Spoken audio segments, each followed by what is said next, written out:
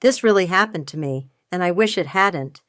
I'm an older woman, and this is not a tale I tell lightly, only because the paper trail is public, and the scars it left on me won't let me pretend it didn't happen. Send the money or don't bother calling, my son said, his voice flat and familiar through the Polycom speaker on the bank manager's desk. The bank office smelled like toner and lemon cleaner, the blinds half open to the afternoon glare over Broadway in Glendale. I stared at the capped blue pen the manager had lined up perfectly on the legal pad between us. We were gathered there because my checking account had grown a leak that felt like a sinkhole, and the bank manager had said, gently, "Ms. Howell, I think we should talk with your son together." He had put the phone on speaker, and now my son's threat hung in that narrow room like a stain I couldn't scrub out.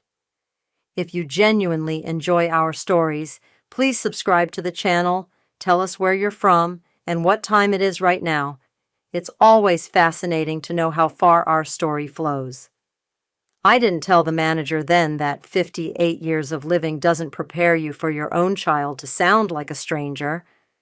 I just sat there, iced inside my ribcage, and listened to Lucas, my only child, my boy who once lost his baby tooth in the sand at Venice Beach and cried because he thought the tooth fairy wouldn't find him, talk like a debt collector. "Mom, I'm not joking," he said, his voice tinny and urgent. 25 grand today, Zelle. I already sent the request. The manager, Mr. Alvarez, kept his face neutral, a look I would come to respect. 25,000 would have drained me. After my husband died, the condo in Glendale became my anchor, my savings, my raft. I'm a retired school librarian.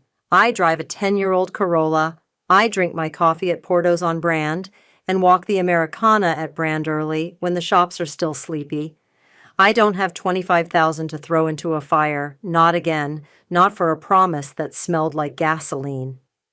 "Lucas, I'm with the bank. We're talking about the transfers," I said, and my voice sounded small to my own ears. Mr. Alvarez had shown me the list. 2,000 were hauled to Abri Media the previous Friday, $119.80 to GF Studios 2 days earlier, the one that started it all, $4,200 to Moonrise Events 2 months back. The names changed, the drain didn't. I hadn't recognized any of it, and when I thought about that first $4,200, I remembered Lucas, tall in my kitchen with a grin that didn't reach his eyes, saying, "Just a loan, Mom. It's for studio time. We're finally getting traction in Echo Park. You'll see." He'd said he'd pay me back. He'd said that a lot. "Transfers?" he said now, prickling. "They're legit. You said you'd help. If you love me, send it." Something went flinty in me.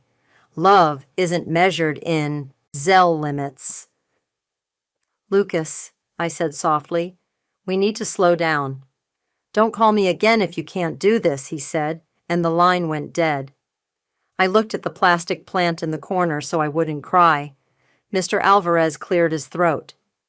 "Ms. Howell," he said, "we can put some safeguards in place while we figure this out." His voice tried to be a doc. I nodded. My palms were damp. In the reflection in the office glass, I looked smaller than I'd felt that morning when I fed the stray cat that visits my balcony. "He wasn't always like this," I heard myself say. Mr. Alvarez nodded, that neutral empathy again, and slid a sheet toward me. "Let's start by changing your online banking credentials. Then we'll talk about disputing the unauthorized transactions." Unauthorized. The word hit me like a bell. Unauthorized by whom?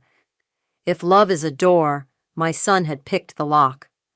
When I finally walked out into the sunlight, Glendale's noise felt louder than usual, the bus brakes sighing, the rush of the 134 audible even blocks away.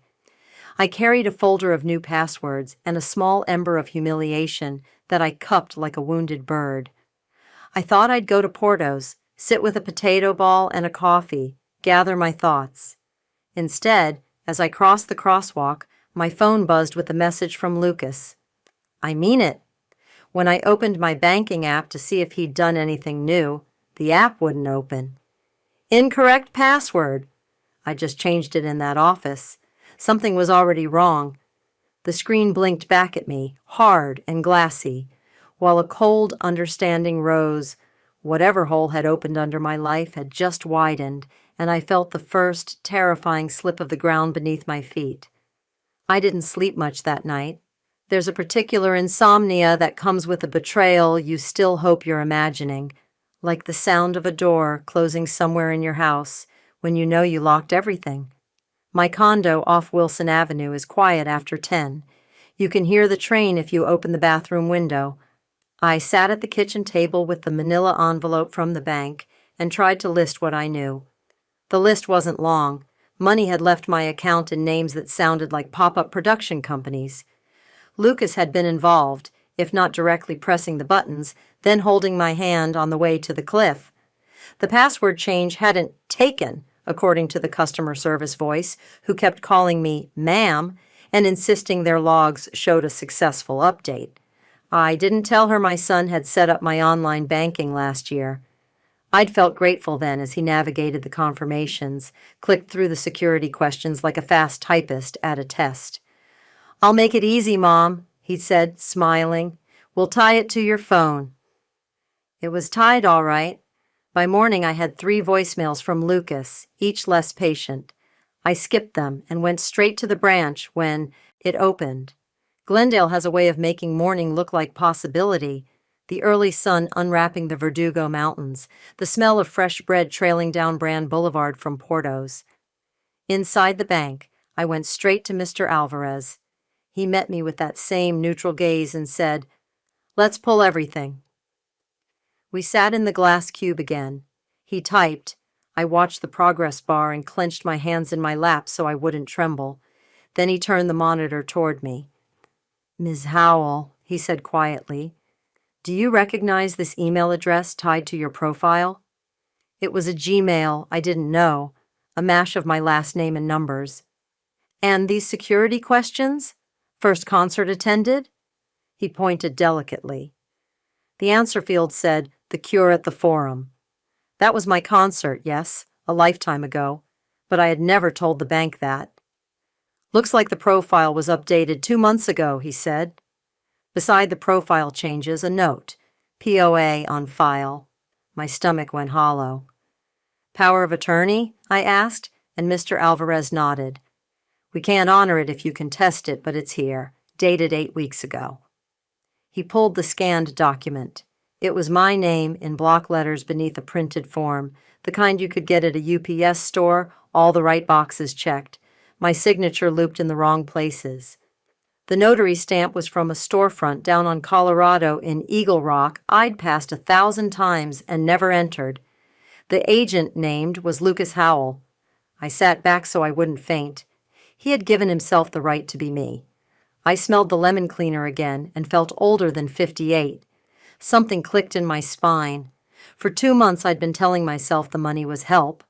For 2 months he'd been upgrading the locks and handing himself the keys. Mr. Alvarez said quietly, "We'll flag this as contested immediately. We will not act on any instructions but yours until we verify. We'll also file a fraud alert on your profile." He paused. "Ms. Howell, may I ask, does your son have access to your phone?" "He set it up," I said. "He knows my passcode." I felt stupid saying it aloud, how casually I'd let him. We made a plan. I drove straight to the AT&T store on Central and changed my number. I stopped at a UPS store and got a new P.O. box. I froze my credit. By the time I returned home, the late afternoon shadows had stretched long across the courtyard. I finally listened to Lucas's voicemails. In the third, his voice dropped to a quiet I knew from when he was a boy, testing a profanity he'd heard at school. "Mom," he said, "don't do anything that's going to make this worse. Don't call anyone. Send the money and we're fine." I pressed replay to make sure I'd heard that last line right, the part that sounded less like a request and more like a warning. And when it ended, I realized I wasn't trembling anymore. The fear had burned down to a coal. "Fine," I said to the empty room, to the lemon candle scent I'd lit for company. "You want to play with paperwork? Let's see how you handle a paper storm." I have lived long enough to know that storms don't plan themselves. Maybe that's the one advantage of being an older woman in a city that worships youth. You've outlasted enough weather to know where to place the buckets. I started my buckets with a notebook.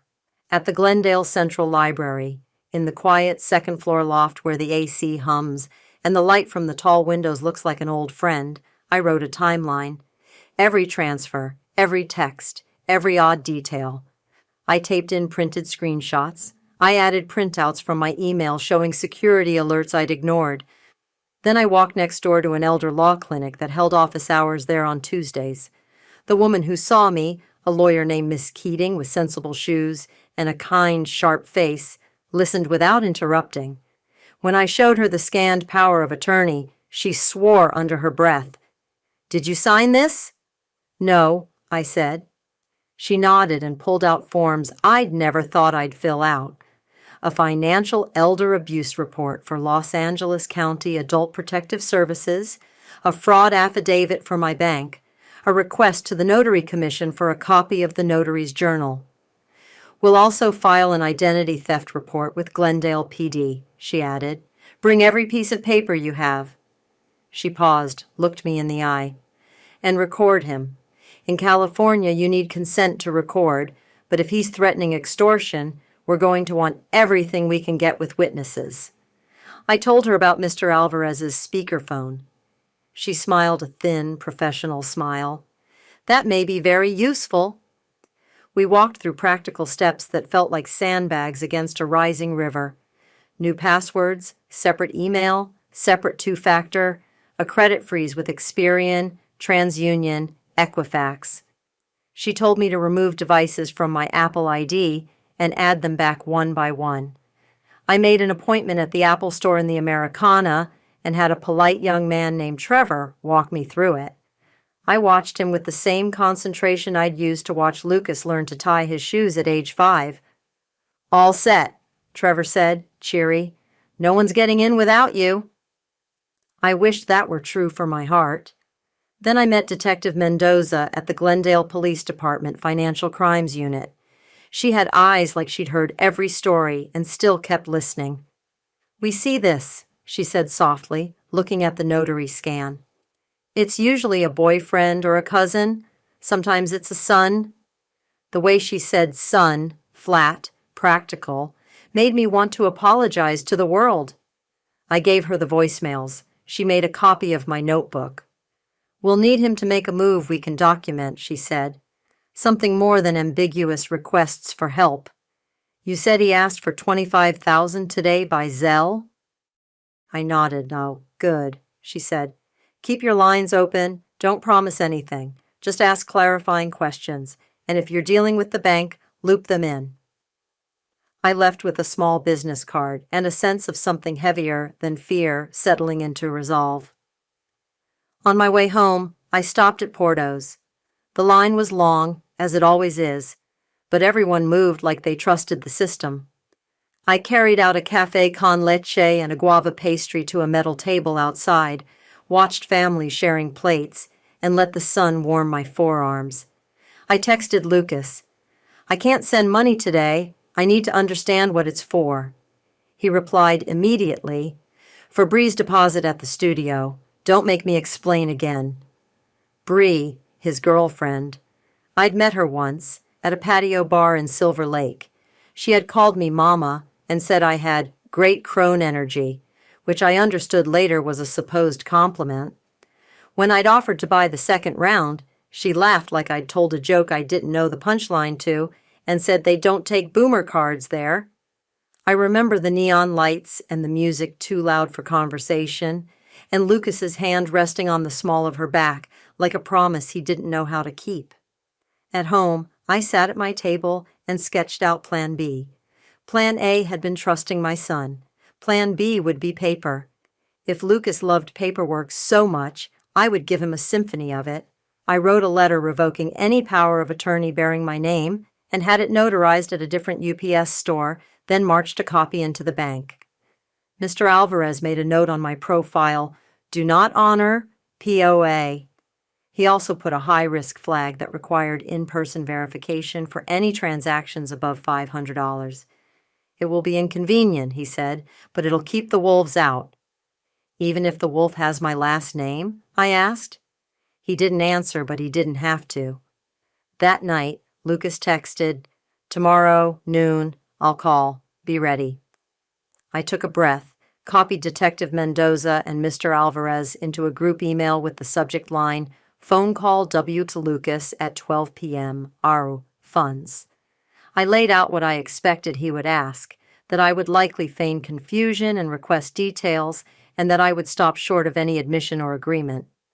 Mr. Alvarez replied within minutes, "Come to the branch. We'll put him on speaker." When I locked my front door and set my phone on the charger, the reflection in the balcony glass looked taller than earlier. There is a moment in some storms when the buckets feel like sailcloth and you realize you might actually be steering. At 11:58 a.m., I was back in Mr. Alvarez's glass office. The bank's brainstorm wall, if that's what they called it, still had yesterday's sticky notes pinned in a neat grid about outreach goals.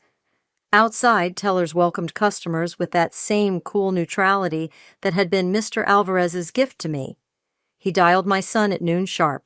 He put the call on speaker. The Polycom hummed. Lucas answered on the first ring. "You at the bank?" he said, straight to testing. "I am," I said, letting my voice age into the sweet-voiced version of me that made students confess overdue books without tears. "And I'm with Mr. Alvarez." "Fantastic," Lucas said, and I could hear the grin, like this was a negotiation, like I was a mark. "So listen, Mom, we're going to need, the full 25 today. Bree's at the studio manager's desk in Echo Park right now. They'll email you an invoice if you need it." Mr. Alvarez raised his eyebrows almost imperceptibly. I tilted my phone so it pointed toward the Polycom. "What studio?" I asked.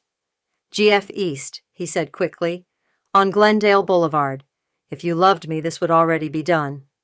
I felt the old crack in my heart widen, and then, strangely, seal. "Lucas," I said, as evenly as I could, "I need to understand why you filed a power of attorney in my name at a notary in Eagle Rock." Silence. Then the scrape of a chair through the line. "What? Mom, what are you even talking about?" His voice cracked on the word, "what?"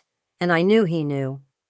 "We have the document," Mr. Alvarez said gently, stepping in. "I'll be happy to send a copy to you if you'd like. In the meantime, Ms. Howell has revoked it, and we're flagging the account." "Flagging!" Lucas spat. "You're not allowed to talk to him," I wanted to say, and then realized he was right. Mr. Alvarez wasn't supposed to discuss much, but Mr. Alvarez was calm. "We simply won't honor any instructions not made in person by Ms. Howell," he said. "As for the funds—" "Mom," Lucas cut in, voice suddenly low, so low I felt it in my stomach. "Don't make me say things I can't take back. Send the money, or don't bother calling." The room tightened around that echo. Mr. Alvarez didn't move. I didn't move. "Lucas," I said, "I can't send money. You need to come in and talk to me, face to face." He didn't hang up this time. He laughed, that flat, new laugh, and said, "You want a face-to-face? Fine. I'll be there in 20, and Bree will make sure the invoice shows late fees if you don't move." The line clicked. I looked at Mr. Alvarez. He exhaled. "I'll alert security," he said, "and I'll call Detective Mendoza." I nodded. My hands were steady when I picked up the blue pen and drew a small square on the legal pad. I shaded it in slowly so I wouldn't cry. Somewhere in those hatch marks, a plan took the shape of something that might hold. They arrived in less than 20 minutes because they didn't live far. Silver Lake, a block off Sunset, in an apartment with a balcony strung with mismatched fairy lights and a white rug that Bree had once complained I didn't appreciate because mid-century minimalism has a price tag, Mama. I watched them through the glass wall as they entered. The lobby. Lucas, 6 feet of agitation in a bomber jacket he couldn't afford, and Bree, blonde in a way that owed debt to a salon and a ring light. Bree walked like a camera was always on her. Lucas walked like he had rehearsed for a fight and wanted to make sure someone filmed it. Security met them, all bank professionalism.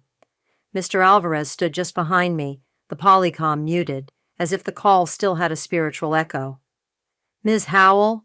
a guard asked quietly. "Would you like us present?" "Yes," I said. I watched Lucas's face when he saw me through the glass. He pasted on a smile that didn't touch his eyes, then let it fall when he saw the guard.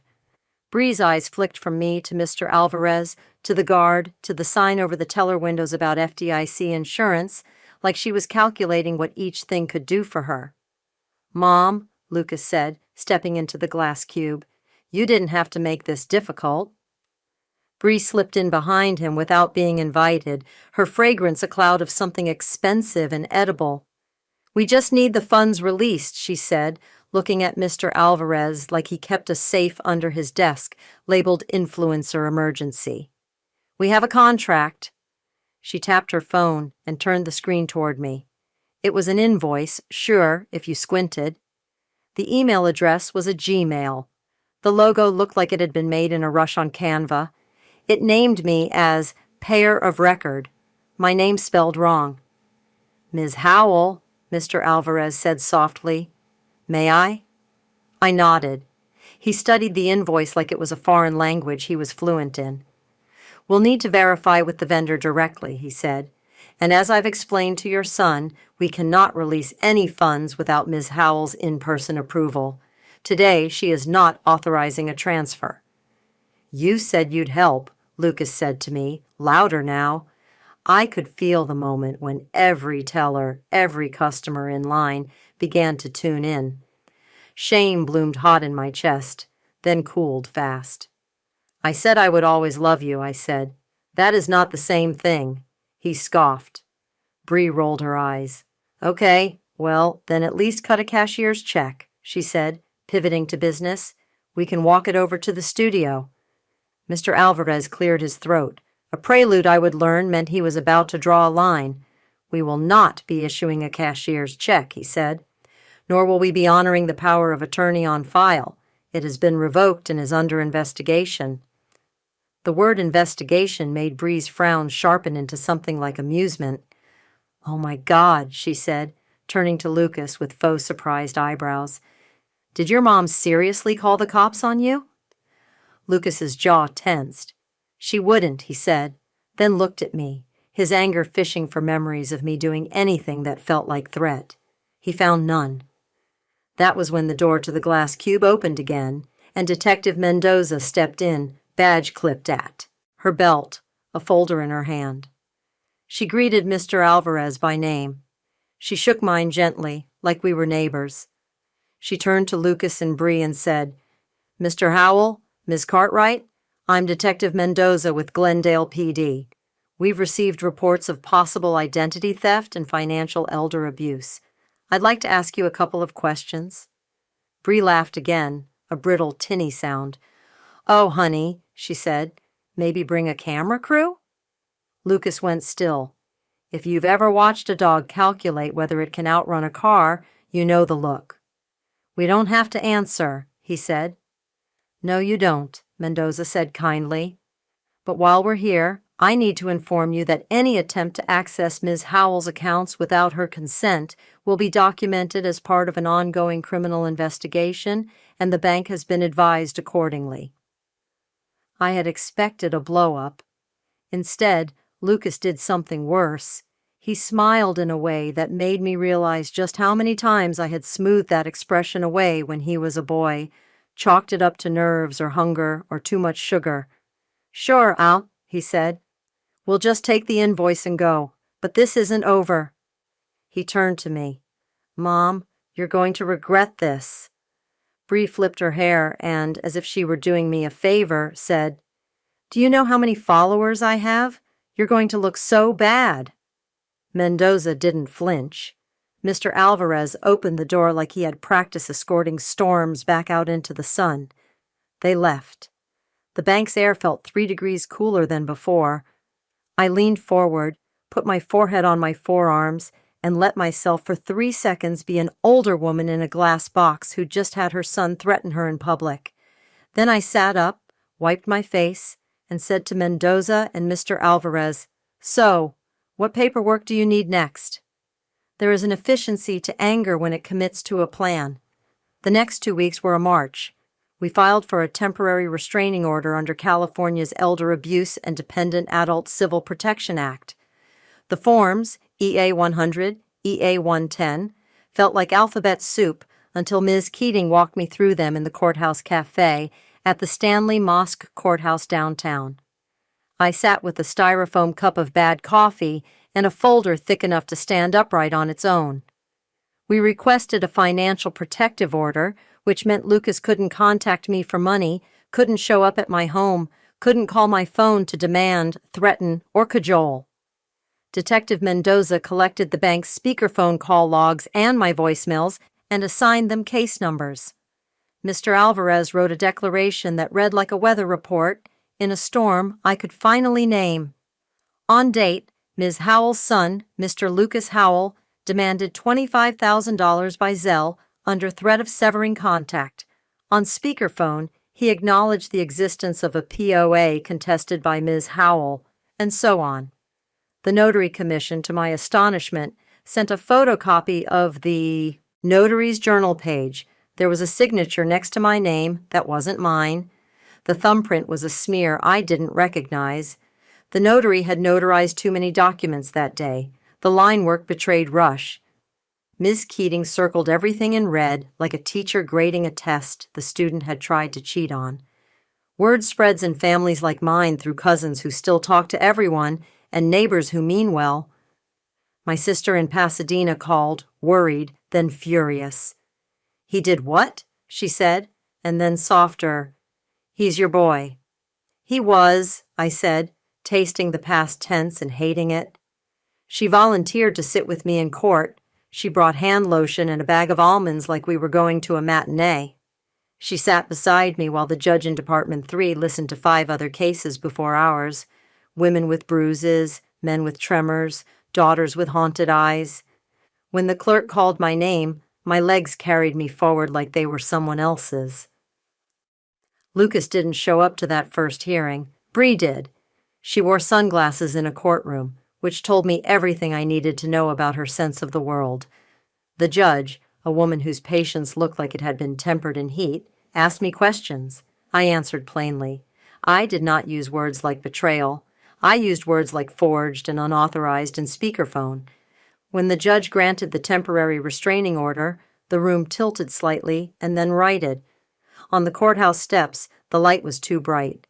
The air tasted like car exhaust and something like victory. It could have ended there, with a piece of paper. But nothing really ends with a piece of paper. Lucas began posting online, cryptic at first, little quotes about toxic mothers and breaking generational curses. Then more pointed, some people will pretend to be victims while they ruin artists' lives. Bree joined in. She was better at it, and I realized with horror that they were turning me into content. Friends texted to ask if I'd seen. I tried not to. I printed everything for Ms. Keating and tucked the printouts into my notebook. Detective Mendoza nodded when I handed her the stack. "Keep collecting," she said. "We'll need it." Mr. Alvarez, who never let me leave the branch without walking me to the door now, asked if I felt safe. "I do," I said, and realized it was true, not because storms don't still frighten me, but because I had maps now. The true escalation came on a Thursday afternoon when my phone pinged with an email from my 403B plan out of the Los Angeles Unified School District. "Your distribution request has been received." I hadn't requested anything. My hands shook for the first time in days. I called the number, waited through the hold music, and told the woman who answered that no, I did not want to cash out my retirement. She read me the request notes, signed power of attorney, email contact listed as the mashup, Gmail, phone number ending.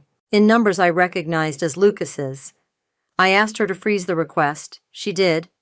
I called Ms. Keating. She called Mendoza. I went to the 403B office in person, sat with another folder, and looked at the copy of the POA they had on file. It was the same forged form, the same bad loop. The identity theft wasn't just a leaky faucet. It was a plan with valves and pressure, and a map of my life. That night, under my lemon-scented candle, I wrote in my notebook in capital letters, "He thinks he owns me." Underneath, in smaller, steadier letters, "He does not." The plan we made was simple because simple plans hold. Mr. Alvarez opened a separate account for me that only he and I knew about, a temporary staging area. We moved what was left from my checking and savings into it, leaving a small balance in the original account as bait. I met with a fiduciary advisor in Pasadena who recommended a living trust draft. We moved the condo title into it, recorded at the county clerk's office. Ms. Keating drafted a cease and desist letter that sounded like a warning bell rung with care.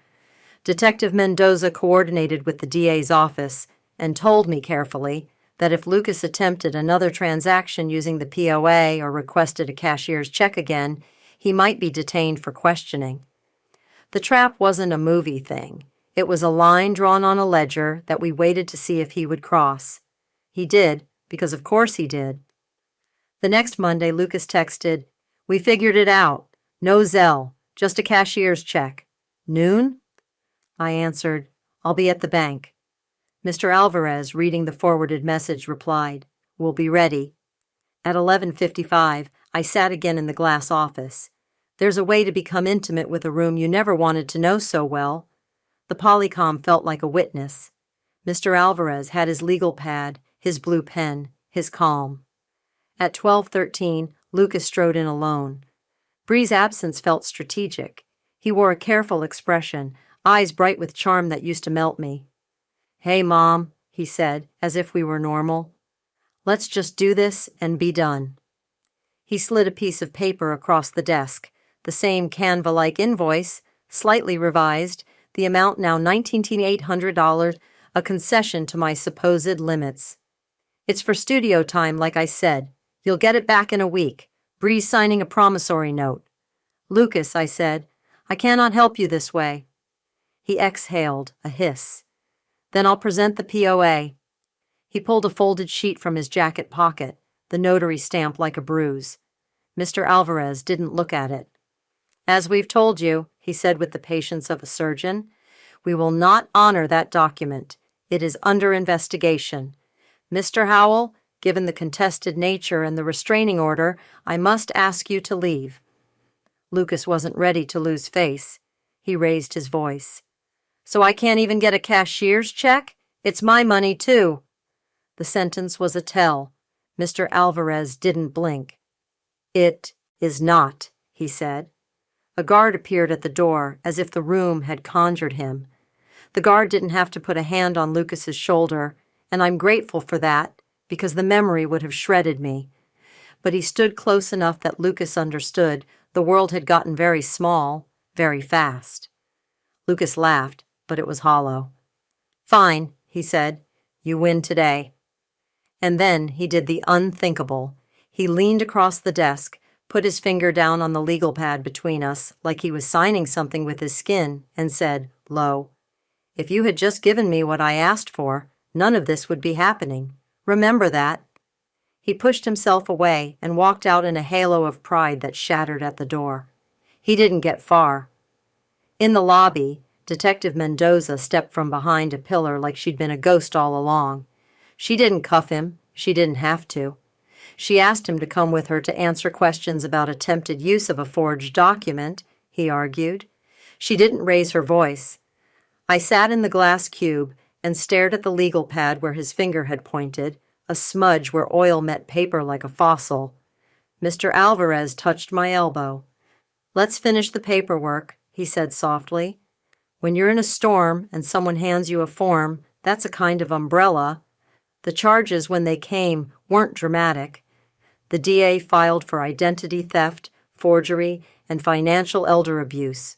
All of it nonviolent, all of it sounding less like a headline and more like a ledger balanced with hard truth." Lucas was released with a court date. Bree posted a TikTok about haters and toxic family narratives, which made my stomach climb into my throat. I didn't watch it.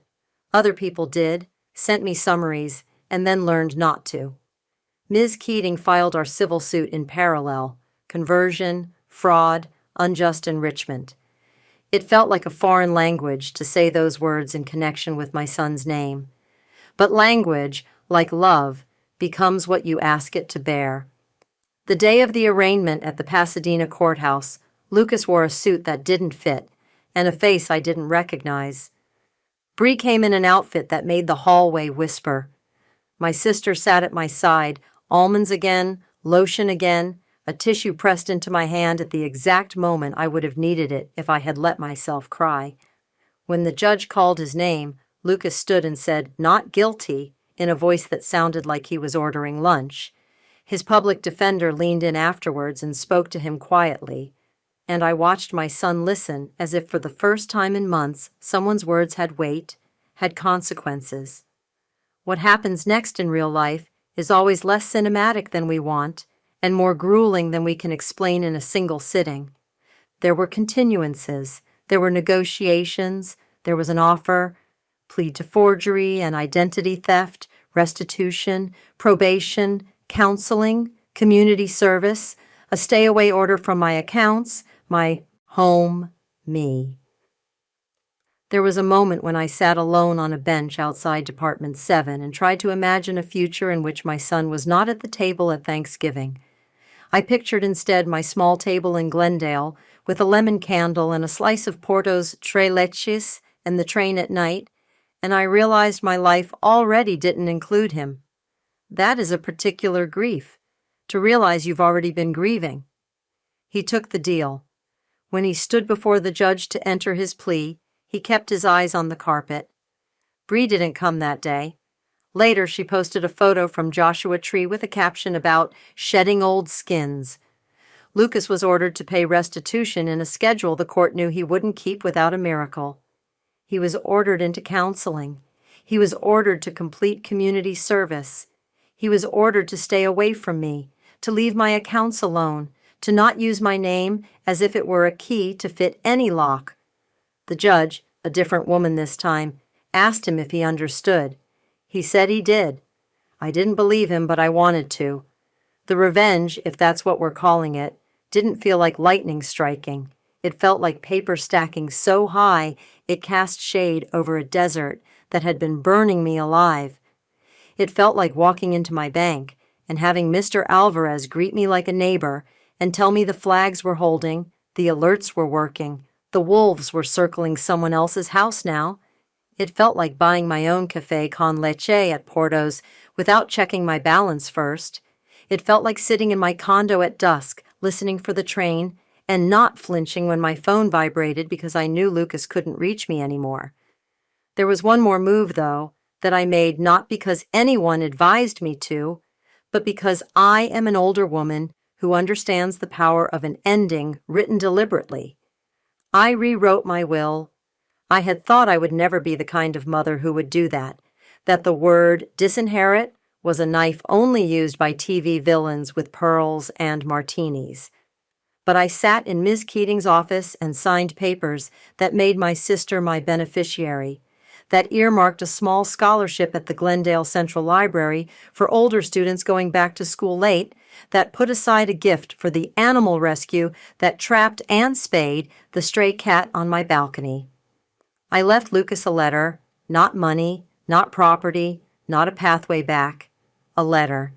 In it I wrote, "I loved you when you were small and honest. I love you now from far away. I will not finance your harm." I didn't send that letter. I placed it in the safe deposit box Mr. Alvarez walked me to, a tiny slot in a vault with a door that could have been a set piece from a movie. The act of tucking it there felt like burying a time capsule for a future where someone might need proof I had thought this through.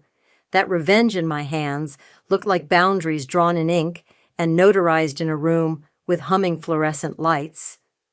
When I left the vault, I stood in the lobby and watched the ordinary grace of people doing ordinary errands, and I felt, briefly, like a person again. A month later, Lucas texted me from a new number. The words were dangerous in their sweetness. "Hey, Mom, I'm getting help." Can we talk? I forwarded the message to Detective Mendoza, to Miss Keating, to my sister. Then I sat with it. I lit the lemon candle. I poured a cup of tea. I looked out at the courtyard where the cat now slept in a square of sun I liked to imagine I could control. Then I typed, I'm glad you're getting help. Please direct any communication through your attorney as the order requires. I wish you peace.